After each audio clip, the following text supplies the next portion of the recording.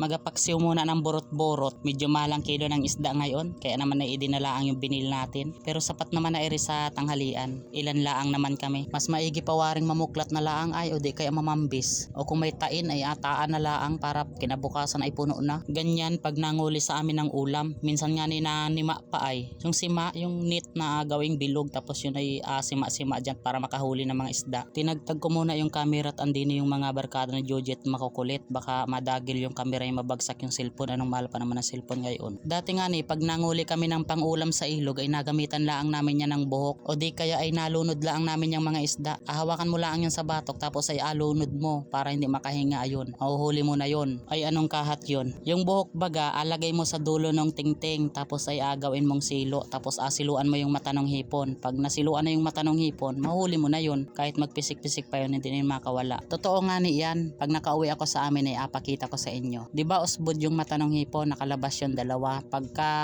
buhok ang agamitin mo sa dulo ng tingting, asilo mo lang yun sa mata nila. Hindi naman nila makikita yung buhok dahil maliit lang yun. Pag nahuli na yun sa mata, hindi na yun magpulagras maigi at masakit yun. Aray ko, totoo nga ni yun. Bala ka.